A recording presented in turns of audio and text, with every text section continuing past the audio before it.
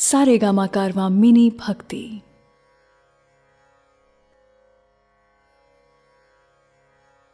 भगवद गीता गीता सार चैप्टर 1। नमस्कार दोस्तों, भगवद गीता और भगवद गीता के ज्ञान पर असंख्य लोगों ने काम किया है।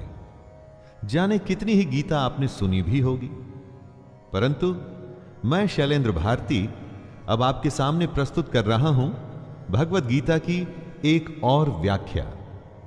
क्या विशेष है इस गीता में? गीता में अगर कुछ विशेष हैं तो वो हैं श्री कृष्ण। बाकी हम सब निमित्त हैं, साधन हैं, लेकिन ये मेरा खास प्रयास है कि हमारे आज के जमाने में ये ग्रंथ हमें रास्ता दिखाए, आसानी से गीता को हम सब समझ पाएं और अपने रोजमर्रा के जीवन में इसका उपयोग कर पाएं। वैसे गीता के बारे में बहुत कुछ कहा गया है, सुना गया है। शायद ही कोई ऐसा धर्म ग्रंथ होगा जिस पर इतना लिखा गया हो। ऐसा क्या खास है गीता में कि समय समय पर यह और भी आवश्यक और मार्गदर्शक भी होती जा रही है? एकदम साधारण भाषा में अगर कहें तो भगवद गीता एक उत्तर है। गीता एक उत्तर है दुनिया के हर प्रश्न का। जीवन से जुड़ा ऐसा कोई प्रश्न नहीं जिसका के उत्तर श्री कृष्ण भगवद गीता में नहीं देते।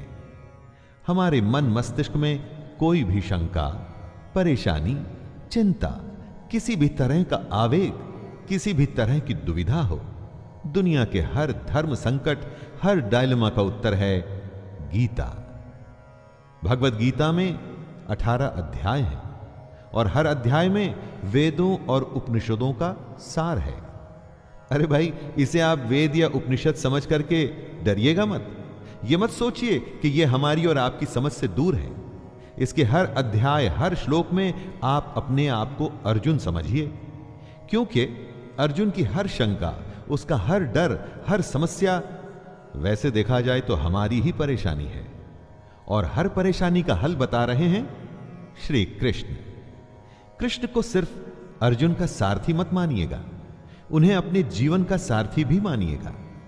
उनके कहे अनुसार अगर हम और आप चलेंगे तो मैं दावे के साथ कहता हूं कि हम सारी परेशानियों को आसानी से पार कर जाएंगे। ज्ञान या धर्म या ग्रंथ की बड़ी बड़ी बातें मेरे साथ नहीं होगी दोस्तों। यहां पर जीवन की प्रैक्टिकल सच्चाइयों और प्रैक्टिकल प्रॉब्लम्स की बात की जाएगी। तो आइए, मैं शैलेंद्र भारती आपको ले चलता हूं भगवद गीता के 18 अध्यायों के सफर पर।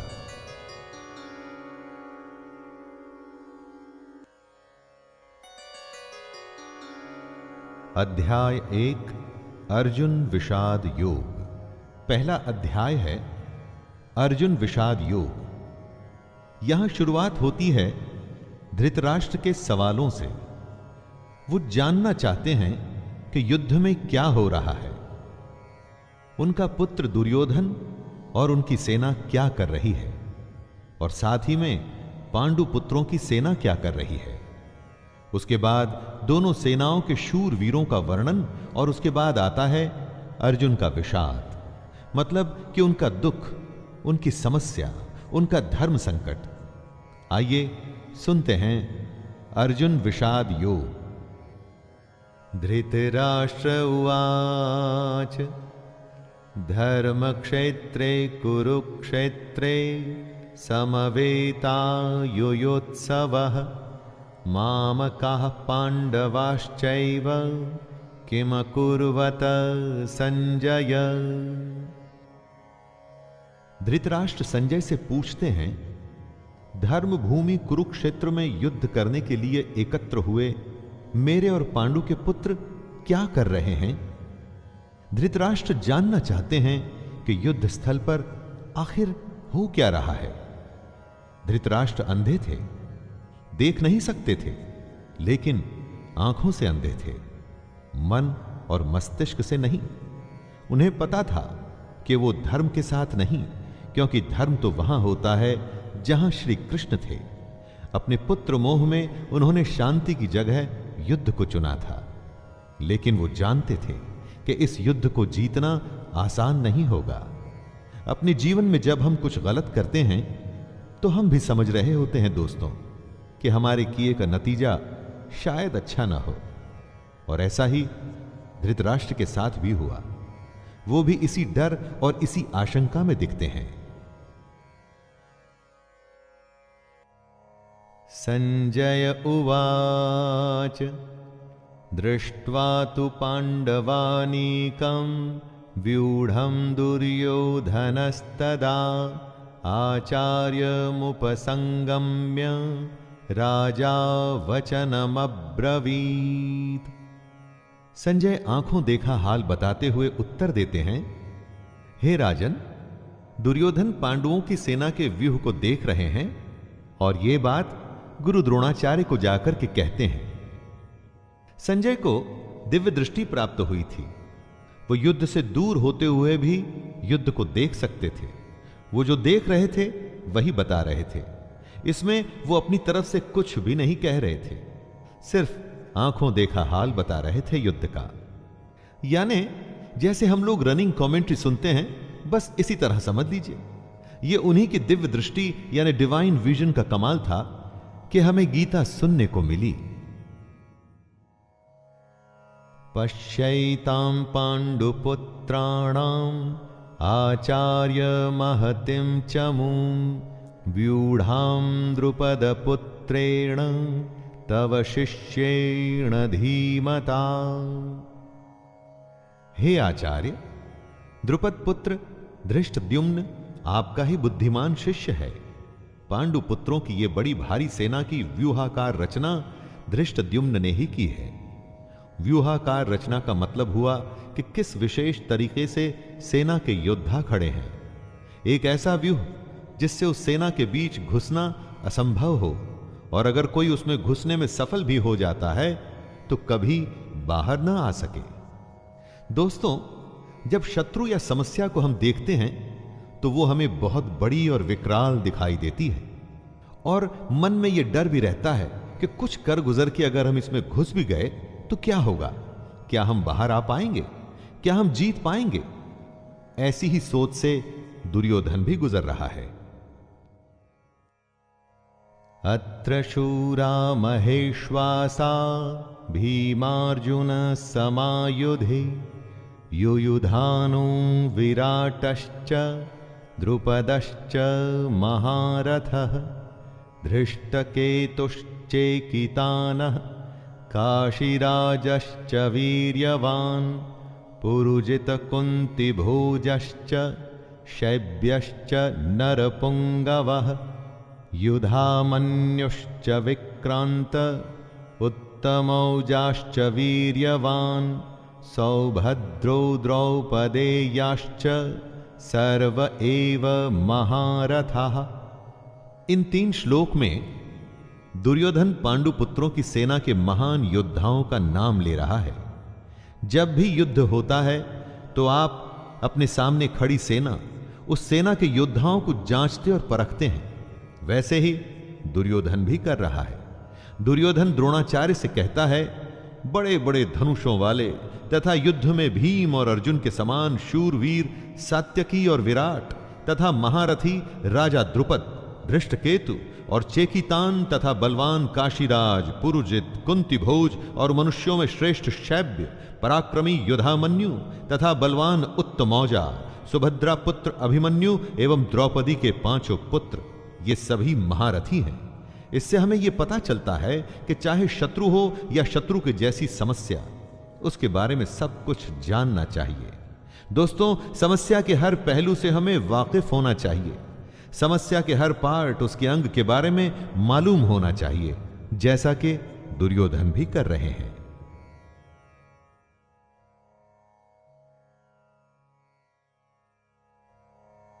अस्माकं तु विशिष्टा ये तान्निबोध द्विजोत्तमं नायका मम सैन्यस्य संज्ञार्थं तान् ब्रवीमि ते। दुर्योधन आगे कहता है, हे ब्राह्मण श्रेष्ठ, पांडवों की सेना के योद्धाओं को तो आपने देख लिया, अब अपने पक्ष में भी जो प्रधान हैं उनको भी तो आप समझ लीजिए। द्रोणाचार्य की जानकारी के लिए शत्रु की सेना के बाद दुर्योधन अपनी सेना के जो जो सेनापति हैं उनके बारे में बतलाता है। समस्या के बारे में सब कुछ जान लेने के बाद बारी आती है अपने पक्ष में सोचने की। यह जानना होता है दोस्तों कि आपके पास क्या क्या स्ट्रांग पॉइंट्स हैं, आप किन बातों में मजबूत हैं जिससे आप उस समस्या पर विजय पा पाएंगे। जैसे आपने समस्या के हर पहलू के बारे में सोचा, उसी तरह से आपको स्वयं का भी आकलन कर लेना चाहिए।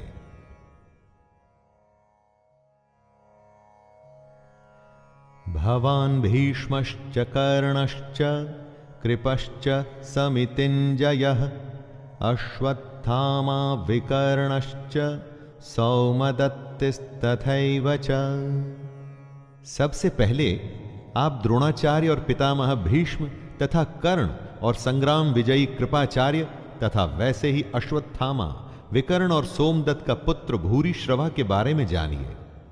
दोस्तों, जिस तरह से हम आज के जमाने में रिस्क असेसमेंट करते हैं ना, वैसे ही दुर्योधन भी अपने शत्रु की सेना को देखते हुए दोनों सेनाओं के योद्धा की बातें करते हुए आगे होने वाले युद्ध के लिए तैयार हो रहे हैं। चुनौती को हर तरह से समझकर ही उस पर विजय प्राप्त की जा सकती है।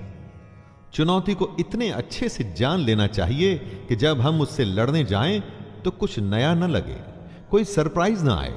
युद्ध हो या चुनौती, सरप्राइज आपको हरा सकता है। अन्ये च बहवः शूरा मदर्थे त्यक्तजीविताः नानाशस्त्रप्रहरणाः सर्वे युद्ध विशारदाः। दुर्योधन गर्व के साथ कहता है कि मेरे लिए जीवन की आशा त्याग देने वालों की कमी नहीं।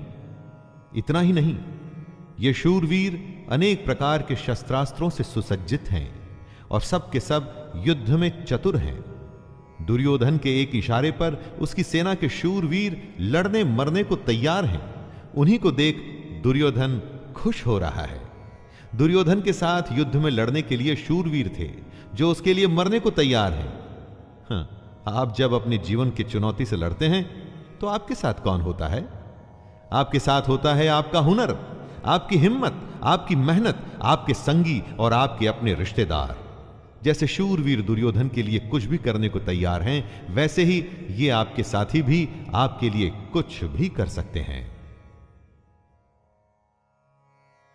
अपर्याप्तं तदस्माकं बलं भीष्माभिरक्षितं पर्याप्तं त्विदमेतेषां बलं भीमाभिरक्षितं। दुर्योधन आगे कहता है कि भीष्म पितामह द्वारा रक्षित उनकी सेना सब प्रकार से अजेय है और वहीं शत्रु की सेना भीम द्वारा रक्षित है। दुर्योधन कहना चाहते हैं कि भीम की सेना को वो आसानी से जीत सकते हैं।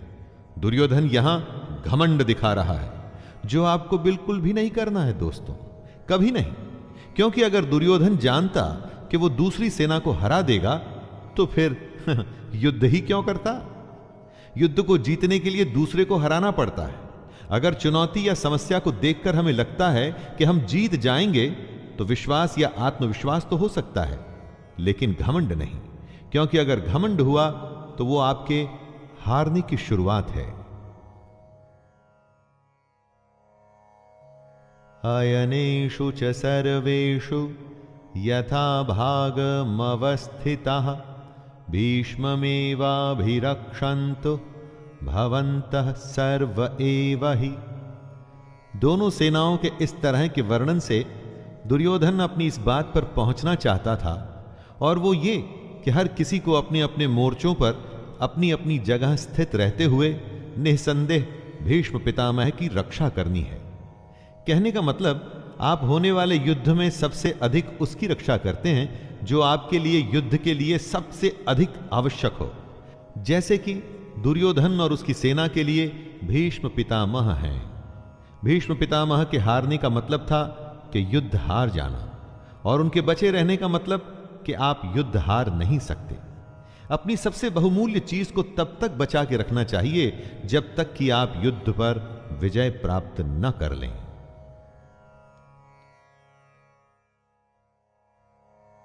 तस्य संजनयन हर्षं कुरु वृद्धः पितामहः सिंहनादं विनद्योच्चैः शंखदध्मो प्रतापवान। शंख उद्घोषणा होती है होने वाले युद्ध की।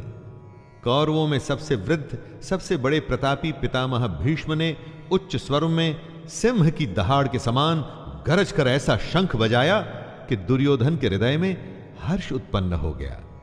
युद्ध जीतने के लिए अपने पक्ष में माहौल बनाना पड़ता है, खुद को दिलासा भी देना पड़ता है कि हम युद्ध जीतने में सक्षम हैं। ऐसा ही पितामह भीष्म ने किया और ऐसा ही हमें भी करना चाहिए। ततः शंखाश्च भैर्यश्च पणवानकगोमुखः सहसैवाभ्यहन्यन्त सशब्दस्तु मूलोऽभवत्। युद्ध भयंकर होते हैं और ये इतिहास में आज तक के सबसे भयंकर युद्ध का आरंभ था। भीष्म पितामह के शंख के पश्चात नगाड़े तथा ढोल, मृदंग और नरसिंघे आदि बाजे एक साथ ही बज उठे। इन बाजों का नाद संगीतमय नहीं, बहुत ही डरावना था। युद्ध मनोरंजक नहीं होते दोस्तों, इसलिए अगर युद्ध का फैसला ले लिया जाता है तो उसमें फिर जो भी स्वीकार हो कर लेना पड़ता है। हर युद्ध, हर चुनौती अपने किस्म के हालात लेके आती है। उन्हीं हालात के आधार पर ही हमें तैयारियां करनी पड़ती हैं।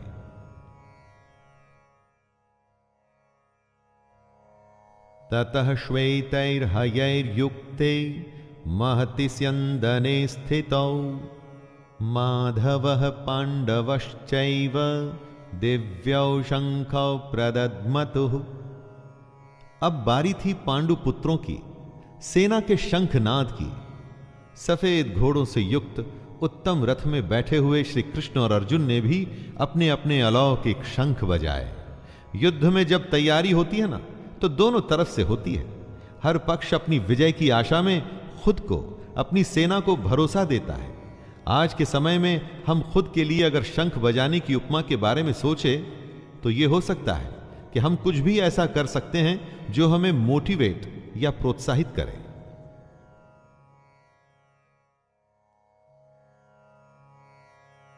पांचजन्यम ऋषिकेशो देवदत्तं धनंजयः पौंड्रम दद्मौ महाशंख भीमकर्मावृकोदरः। श्री कृष्ण के शंख का नाम है पांचजन्य। अर्जुन के देवदत्त और भयानक कर्म वाले भयानक भीमसेन ने अपना पौंड्र नामक महाशंख बजाया।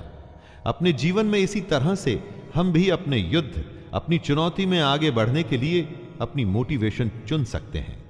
कुछ लोगों के लिए संगीत ऐसा काम करता है, कुछ के लिए भगवान को याद करना, या कुछ के लिए माता पिता का आशीर्वाद।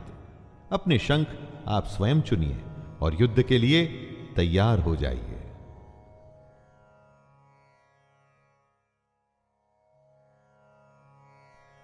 अनंत विजयम राजा कुंती पुत्रो युधिष्ठिरः नकुलः सहदेवश्च सुघोषमणिपुष्पका।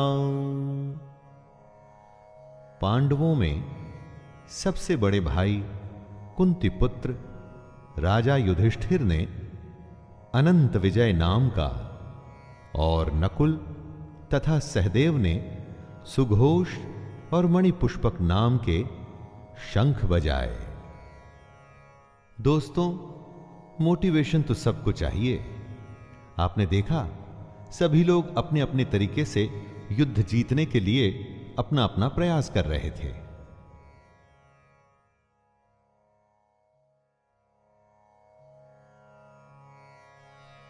काश्यश्च परमेश्वासः शिखंडी च महारथः धृष्टद्युम्नो विराटश्च सात्यकिश्चापराजितः द्रुपदो द्रौपदेयाश्च सर्वशः पृथ्वीपते सौभद्रश्च महाबाहुः शंखान दद्मुः पृथक पृथक।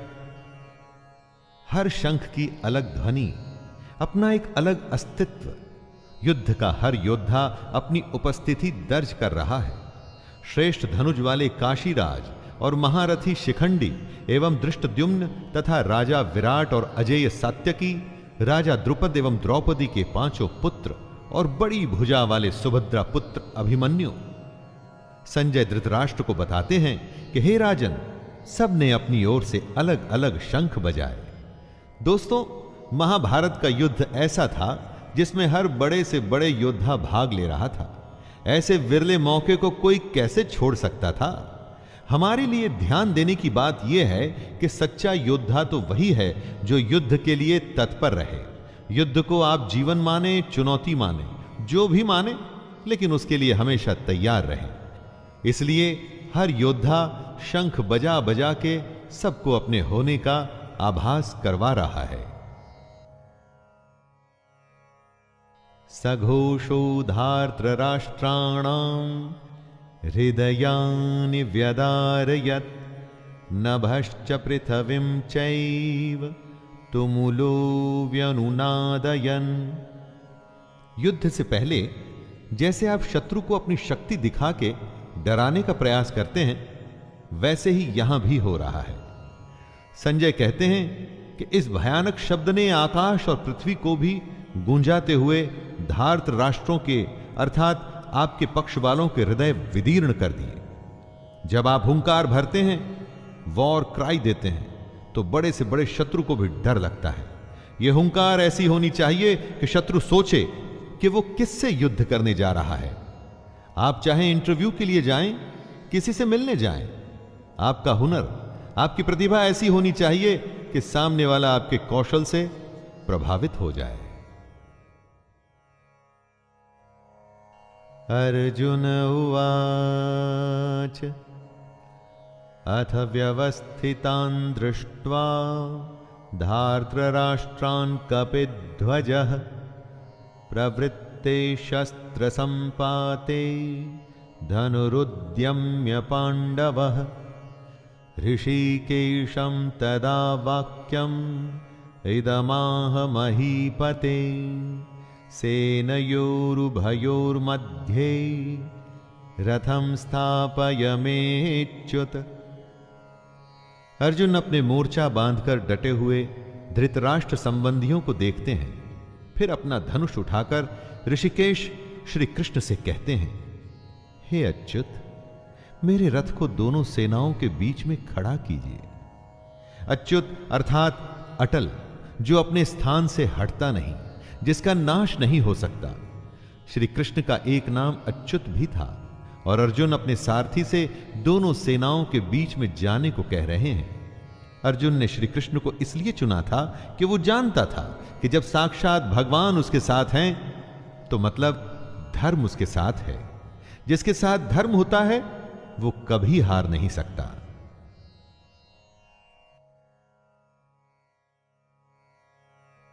यावदेतान्निरीक्षेऽहं योद्धुकामानवस्थितान् कैर्मया सह योद्धव्यम् अस्मिन् रणसमुद्यमे।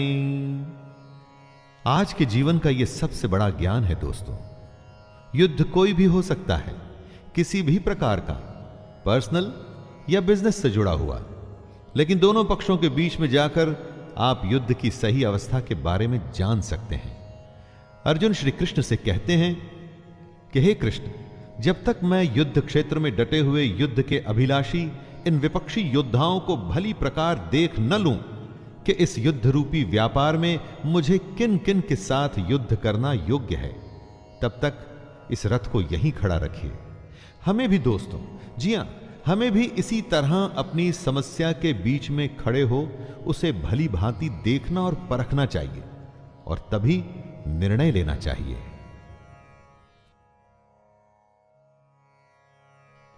योत्स्यमानानवेक्षेऽहं य एतेऽत्र समागताः धार्तराष्ट्रस्य दुर्बुद्ध्यैर्युद्धे प्रियचिकीर्षवः अर्जुन दुर्योधन को दुर्बुद्धि बता रहे हैं, क्योंकि दुर्योधन के हट के चलते हुए ही यह युद्ध हुआ। दुर्योधन का साथ देने जितने भी राजा आए हैं, उन्हें अर्जुन युद्ध स्थल के बीच में खड़े होकर के देखना चाहते हैं। दोस्तों, यह जरूरी नहीं कि आपका शत्रु सही हो सकता है उसने गलत तरीका अपना करके आपको युद्ध में उलझाना चाहा हो, जैसा कि महाभारत में भी हुआ। युद्ध तो करना ही पड़ता है, और वो तभी करना चाहिए जब आप अपने शत्रु को अच्छे से देख परख चुके हों, जान चुके हों। इसलिए अर्जुन कृष्ण से दोनों सेनाओं के बीच में रथ को ले जाने के लिए कहता है। संजय उवाच एवमुक्तो ऋषिकेशो गुडाकेशेन भारत सेनयोरुभयोर्मध्ये स्थापयित्वा रथोत्तमम् भीष्मद्रोणप्रमुखतः सर्वेषां च महीक्षिताम् उवाच पार्थ पश्यैतान् समवेतान् कुरुनिति। संजय अपना आंखों देखा हाल बताते हैं। हे धृतराष्ट्र, जैसा कि अर्जुन ने कहा था, श्री कृष्ण ने दोनों सेनाओं के बीच में भीष्म और द्रोणाचार्य के सामने तथा संपूर्ण राजाओं के सामने रथ को खड़ा करके इस प्रकार कहा, हे पार्थ, युद्ध के लिए जुटे हुए इन कौरवों को देख। पार्थ अर्जुन का ही नाम है दोस्तों, उस अर्जुन का नाम है जो शंका में बस घिरने ही वाला है। पार्थ हम सब भी हो सकते हैं, और अगर हम अपने आप को शंका में घिरा पाते हैं तो मदद करने के लिए कृष्ण भी दूर नहीं होते, और ना ही उनकी गीता दूर होती है। तत्रापश्यत् स्थितान् पार्थः पितॄनथ पितामहान् आचार्यान् मातुलान् भ्रातॄन् पुत्रान् पौत्रान् सखिंस्तथा। कुंती का एक नाम पृथा भी था। पृथा पुत्र अर्थात कुंती पुत्र। पार्थ दोनों ही सेनाओं के मध्य में उपस्थित ताऊ, चाचा, दादा, परदादा, गुरु, मामा, भाइयों, पुत्रों, पोतों को देख रहे हैं। महाभारत को इसीलिए तो धर्म युद्ध कहा गया है, ऐसा युद्ध जो धर्म के लिए किया गया था। और इस युद्ध का एक बड़ा परिवार दो हिस्सों में बंट गया था। आधे सगे संबंधी एक तरफ और आधे दूसरी तरफ। हर किसी को फैसला करना था कि वो युद्ध में किसका साथ देना चाहता है, दुर्योधन का या अर्जुन का। श्वशुरान् सुहृदश्चैव सेनयोरुभयोरपि तान् समीक्ष्य स कौन्तेयः सर्वान् बन्धूनवस्थितान्। इन सब सगे संबंधियों के साथ साथ अर्जुन अपने मित्रों को, ससुरों को, सुहृदयों को देख रहे हैं, विचार कर रहे हैं। पूरा जीवन पांडु पुत्रों और धृतराष्ट्र पुत्रों के साथ बिताया। सारे सगे, सारे संबंधी एक ही तो हैं, दोनों पक्ष में अपने ही तो लोग हैं, किंतु अब अपनों के ही दो पक्ष बन गए हैं। उसमें से एक पक्ष शत्रु का है। हर किसी से अर्जुन की लड़ाई नहीं थी, लेकिन अब युद्ध में वो उसके शत्रु थे और उसे उनके साथ लड़ना होगा। अर्जुन उवाच कृपया परयाविष्टो विषीदत्रिदमब्रवीत् दृष्टैवमं स्वजनं कृष्ण युयुत्सुं समुपस्थितिम्। अपने करीबी एकदम अपने अर्जुन के सामने खड़े थे, लेकिन शत्रु पक्ष में उन उपस्थित संपूर्ण बंधुओं को देखकर वे कुंती पुत्र अर्जुन अत्यंत करुणा से युक्त होकर शोक करते हुए श्री कृष्ण से कह रहे हैं। यहीं से शुरुआत होती है दोस्तों, आरंभ होता है अर्जुन के विषाद का, जिसके लिए संपूर्ण गीता की रचना हुई। कृष्ण को मार्गदर्शन के लिए एक ऐसी रचना करनी पड़ी जो हमेशा हमेशा के लिए हर किसी को सही राह पर चलने के लिए प्रेरित करती रही है और आगे भी प्रेरित करती रहेगी। सीदन्ति मम गात्राणि मुखं च परिशुष्यति वेपथुश्च शरीरे मे रोमहर्षश्च जायते। युद्ध की बात करना आसान होता है, युद्ध करना कठिन। ऐसा ही अर्जुन के साथ हुआ, ऐसा ही दोस्तों हम सबके साथ होता है। ऐसी ही शंका का सॉल्यूशन भगवत गीता से श्री कृष्ण के द्वारा हमें मिलता है। दुखी अर्जुन कहते हैं, हे कृष्ण, युद्ध क्षेत्र में डटे हुए युद्ध के अभिलाषी इस स्वजन समुदाय अपनों को देखकर मेरे अंग शिथिल हुए जा रहे हैं, जैसे अंगों में शक्ति ना हो और मुख सूखा जा रहा है तथा मेरे शरीर में कंप व रोमांच हो रहा है। न जाने कितनी ही बार ऐसा हम सबके साथ होता है कि जब युद्ध के सम्मुख होते हैं तो जैसे शक्ति खत्म हो जाती है। परीक्षा की घड़ी के समय पर भी ऐसी ही घबराहट होती है ना?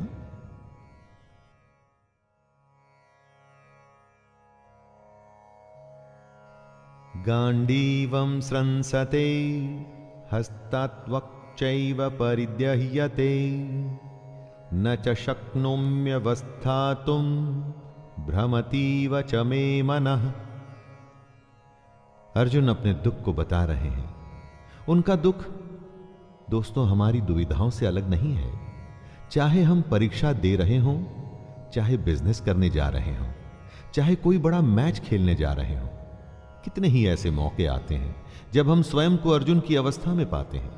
लगता है जैसे कि हम युद्ध के लायक ही नहीं, युद्ध हम कर ही नहीं पाएंगे।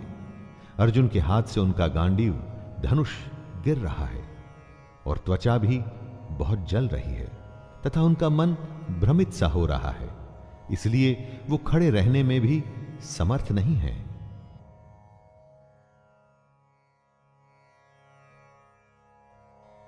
निमित्तानि च पश्यामि विपरीतानि केशव न च श्रेयोनुपश्यामि हत्वा स्वजनमाहवे।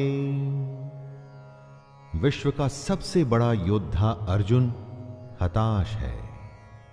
युद्ध से पहले अगर आप खुद को कांपता हुआ पाते हैं, देखते हैं कि डर से आपका मुंह सूख रहा है, तो आपको निश्चित ही लगता है कि आप हारने वाले हैं। दुनिया खत्म सी होती दिखती है, चारों तरफ अंधकार सा महसूस होता है। ऐसे ही समय में हमें एक मार्गदर्शक की जरूरत होती है।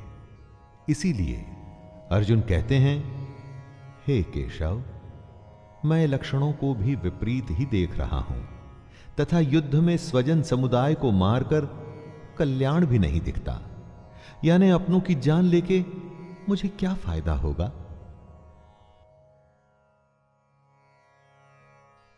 न कांक्षे विजयम कृष्ण न च राज्यम सुखानि च किं नो राज्ये न गोविंद किं भोगैर्जीवितेन वा। अर्जुन बात को स्पष्ट रखते हैं। डर में सब व्यर्थ लगता है। अर्जुन कहते हैं, हे कृष्ण, मैं न तो विजय चाहता हूं और न राज्य, और ना ही मैं सुखों को चाहता हूं।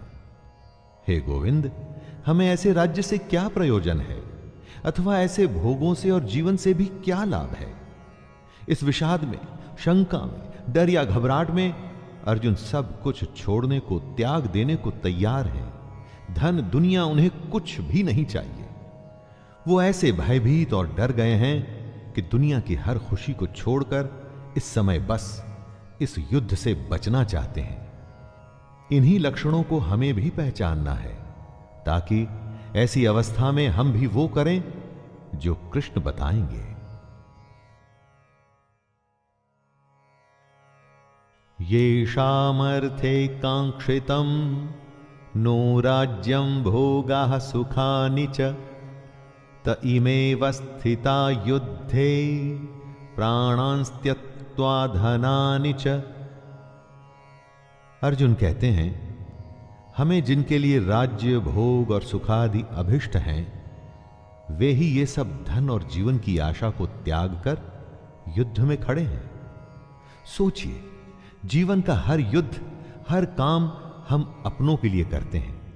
हमारा सारा काम, सारे फायदे, सारी सुख शांति, भाग दौड़ सिर्फ और सिर्फ अपनों के लिए होती है। और यहां पर हमें अपनों को ही मारना पड़ रहा है। इससे बड़ी क्या दुविधा होगी। अब वही अपने आप को मारने के लिए खड़े हैं और आपको भी उन्हें मारना पड़ेगा। ऐसी दुनिया किस काम की। यही उलझन अर्जुन के मन में है।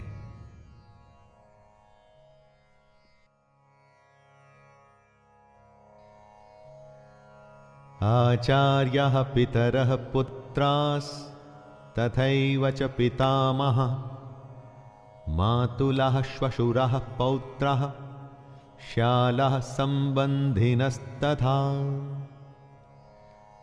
अर्जुन के सामने खड़े हैं उनके गुरुजन, ताऊ, चाचे, लड़के, दादे, मामे, ससुर, पौत्र, साले और भी कई सारे संबंधी लोग।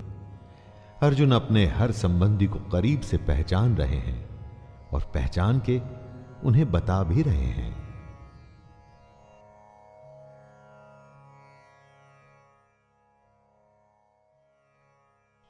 एतान्न हन्तुमिच्छामि ज्ञतोऽपि मधुसूदन अपि त्रैलोक्य राज्यस्य हेतुः किं नु महि कृते। अगर आप युद्ध करने का निर्णय लेते हैं तो क्या आप ये कह सकते हैं कि मैं इस शत्रु को मारूंगा और उसे नहीं? युद्ध में तो हर कोई एक सैनिक होता है और अगर वो शत्रु पक्ष से है तो आपने उसको मारना ही है। यही दुविधा है अर्जुन की जो वो बता रहे हैं। हे मधुसूदन, मेरे मारने पर अथवा तीनों लोकों के राज्य के लिए भी मैं इन सबको मारना नहीं चाहता। फिर पृथ्वी के लिए तो कहना ही क्या है। देखा दोस्तों, 3 लोकों का राज्य भी अर्जुन को नहीं चाहिए। अगर उसके लिए उसे अपनों का वध करना पड़ता है तो उसे वो नहीं चाहिए। दोस्तों, जीवन में कई बार ऐसी घड़ी आती है जब हमको जो सबसे प्रिय है ना, उसका त्याग करना पड़ता है, क्योंकि हमें अपने ध्येय की ओर बढ़ना पड़ता है। और अगर हम ऐसा करते हैं तभी हमें ध्येय की प्राप्ति होती है। तब क्या अपनी सबसे प्यारी चीज को हम छोड़ सकते हैं?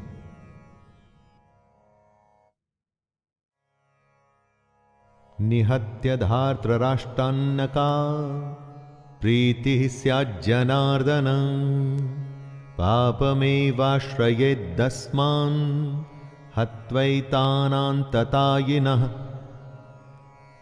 अर्जुन आगे कहते हैं, हे जनार्दन, धृतराष्ट्र के पुत्रों को मारकर हमें क्या प्रसन्नता होगी? इन आतताइयों को मारकर हमें तो पाप ही लगेगा ना। शत्रु पक्ष में चाहे आतताई बुरे लोग ही क्यों न हो, लेकिन हैं तो अपने।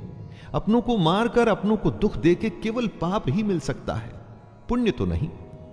यह कुरुपुत्रों के लालच का ही परिणाम था कि भाई भाई आमने सामने थे। दोस्तों, लालच से कभी किसी का भला नहीं होता। महाभारत में भी नहीं होना था। एक पक्ष को जीतना था तो दूसरे पक्ष को मारना था। तस्मान्नार्हा वयं हन्तुं धार्तराष्ट्रान् स्वबान्धवान् स्वजनं हि कथं हत्वा सुखिनः स्याम माधव। क्या अपने परिवार को मारकर आपको सुख मिल सकता है? इसीलिए महाभारत को धर्म युद्ध कहा जाता है। जब ऐसा धर्म संकट हो तो आप क्या करें? अर्जुन पूछते हैं, हे माधव, अपने ही बांधव धृतराष्ट्र के पुत्रों को मारने के लिए हम योग्य नहीं हैं, क्योंकि अपने ही कुटुंब को मारकर हम कैसे सुखी होंगे? दोस्तों, जब कभी आपके सामने ऐसी परिस्थिति आए जिसमें लालच की वजह से बंटवारा हो रहा हो या झगड़ा हो रहा हो, तो ठंडे दिमाग से अर्जुन की इस हालत के बारे में सोचिएगा और देखिएगा कि इतना करके, दुनिया का सबसे बड़ा युद्ध करके किसको क्या हासिल हुआ।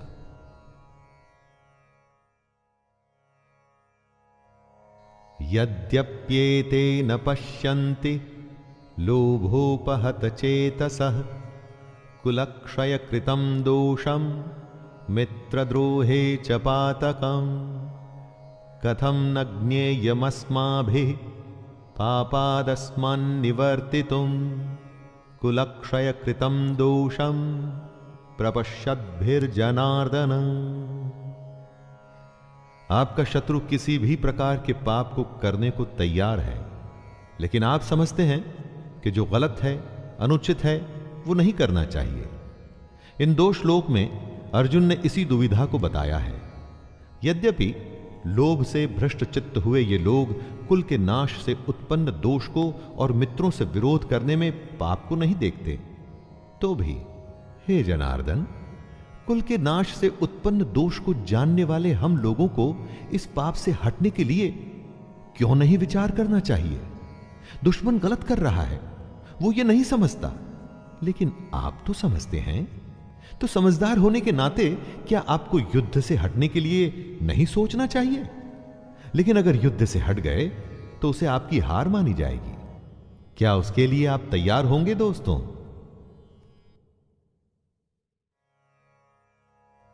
कुलक्षये प्रणश्यन्ति कुलधर्मः सनातनः धर्मे नष्टे कुलं कृतस्नं धर्मोऽभिभवत्युत।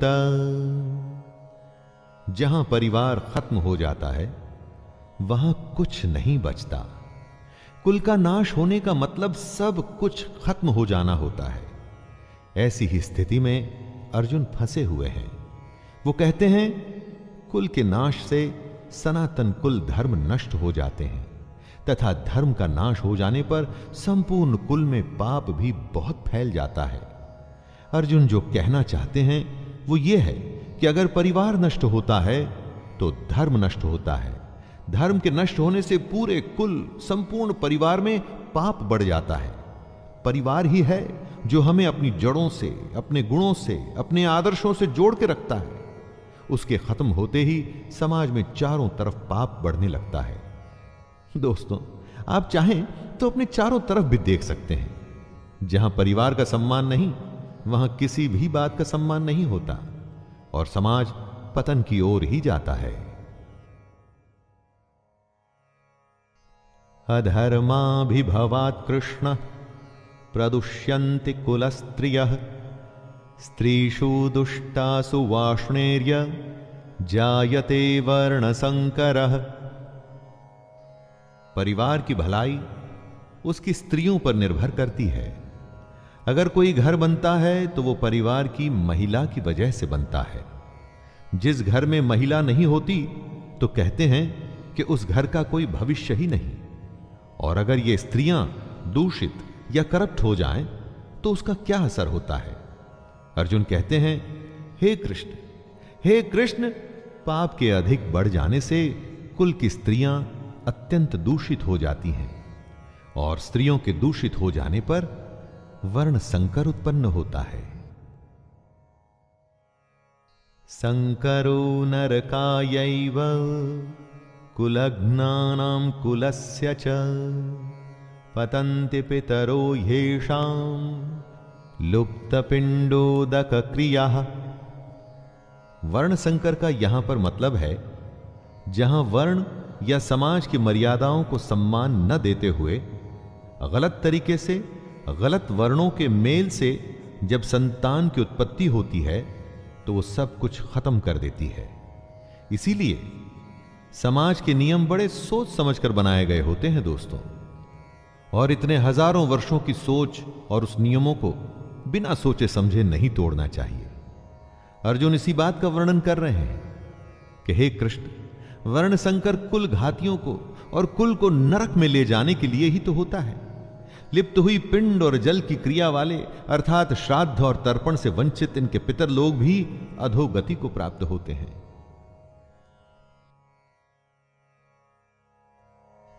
दोषैरेते कुलघ्नानां वर्ण संकर कारकैः उत्साद्यन्ते जाति धर्मः कुल धर्माश्च शाश्वतः। अर्जुन ने कहा, इन वर्ण संकर कारक दोषों से कुल घातियों के सनातन कुल धर्म और जाति धर्म नष्ट हो जाते हैं। जहां वर्ण संकर होता है ना, वहां धर्म का नाश निश्चित है। वर्ण संकर की वजह से, जैसा कि अर्जुन ने बताया, कुल के धर्म का नाश होता है और जाति के धर्म का भी नाश हो जाता है। जब कोई अपने धर्म का पालन नहीं करेगा, अपने कर्तव्य का निर्वाह नहीं करेगा और समाज मनमानी करके अगर कोई नियम नहीं मानेगा, तो फिर समाज समाज कैसे रह जाएगा? समाज तो नाम ही कायदे और कानून का है, जहां सब सम्मान से बिना किसी डर के एक साथ रह सके। उत्सन्न कुल धर्माणाम मनुष्याणाम जनार्दन नरके नियतम वासो भवतीत्यनुशुश्रुम। हे जनार्दन, जिनका कुल धर्म नष्ट हो गया है, ऐसे मनुष्यों का अनिश्चित काल तक नरक में वास होता है। ऐसा हम सुनते आए हैं। महाभारत के समय कुल की मान्यता इतनी थी दोस्तों कि अगर किसी के कुल का नाश हो जाता था तो माना जाता था कि अब यह हमेशा के लिए नरक में ही रहेगा। इसीलिए कुल की रक्षा करना, उसके सम्मान को बचाना, उसका नाम करना इतनी बड़ी बात मानी जाती थी। अर्जुन ही नहीं, ऐसा हम भी सुनते आए हैं कि जो धर्म का, कुल का सम्मान नहीं करते वो सीधे नरक को जाते हैं। इसे आप ऐसा भी मान सकते हैं कि जहां धर्म नहीं होता वो जगह अपने आप ही नरक बन जाती है। अपनी चारों तरफ देखिए ना, ऐसी कई जगहें आपको आज के युग में भी दिख जाएंगी।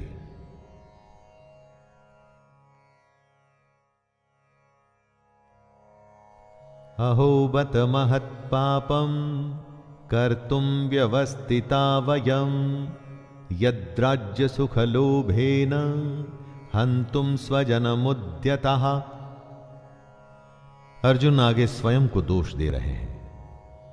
हा, शोक, हम लोग बुद्धिमान होकर भी महान पाप करने को तैयार हो गए हैं, जो राज्य और सुख के लोभ से स्वजनों को मारने के लिए उद्यत हो गए हैं।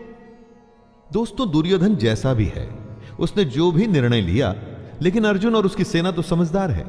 तो क्या ऐसा उनके लिए ठीक है? बेवकूफ का पाप शायद माफ भी हो जाए, लेकिन बुद्धिमान से बहुत कुछ की उम्मीद की जाती है। तो क्या समझदार अगर युद्ध के लिए तैयार हो जाता है तो उसकी गलती की माफी मिलेगी? अर्जुन को लगता है कि नहीं, नहीं मिलेगी। यदि माम प्रतिकारम शस्त्रम शस्त्रपाणयः धार्तराष्ट्रारणे हन्युस् तन्मे क्षेमतरम भवेत्। आंखें बंद कर किसी अपने के बारे में सोचिए जो आपको बहुत पसंद है, जो आपका अपना है, जिसकी गोद में आप खेले हों, जिसके साथ खेले हों, चाहे वो आपसे बड़ा हो या छोटा हो। क्या आप उसे मार पाएंगे? अरे उससे अच्छा तो आपको लगेगा कि उसके हाथों आप स्वयं मारे जाएं। यही बात अर्जुन कहते हैं। यदि मुझ शस्त्र रहित एवं सामना न करने वाले को शस्त्र हाथ में लिए हुए धृतराष्ट्र के पुत्र रण में मार डालें तो वो मरना भी मेरे लिए अधिक कल्याणकारक होगा। संजय उवाच एवमुक्त्वार्जुनः संख्ये रथोपस्थ उपाविशत् विसृज्य सशरं चापं शोक संविघ्नमानसः।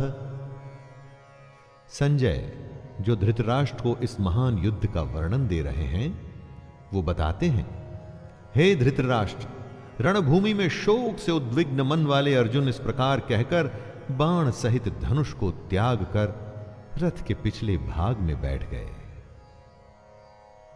दोस्तों, ये था पहला अध्याय भगवत गीता का, अर्जुन विषाद योग। जी हां, इसमें अर्जुन के दुख के होने की, उसके मन में शंका आने की, और यही बातें हमारे सामने साफ मुखर होकर आती हैं इस पूरे अध्याय में। अब इसके बाद के अध्याय में श्री कृष्ण अर्जुन के दुख का, शंका का, परेशानियों का, हर प्रश्नों का किस तरह भली भांति उत्तर देंगे, उसे जानेंगे और सुनेंगे। तो दोस्तों, ये था भगवत गीता का प्रथम अध्याय अर्जुन विषाद योग, जिसे आप तक पहुंचाया है शैलेंद्र भारती ने। बड़ी सुंदर, साधारण और स्पष्ट शब्दों में इसे प्रस्तुत करने का प्रयास किया गया है। इसके बाद मुलाकात होगी दूसरे अध्याय में। तब तक के लिए आज्ञा दीजिए। धन्यवाद। जय श्री कृष्ण।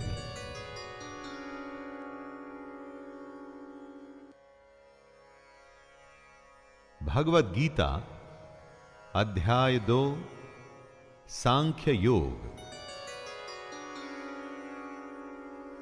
जय श्री कृष्ण। दोस्तों, जीवन तो सब जीते हैं, लेकिन इसको जीने का सही सलीका कितनों को आता है?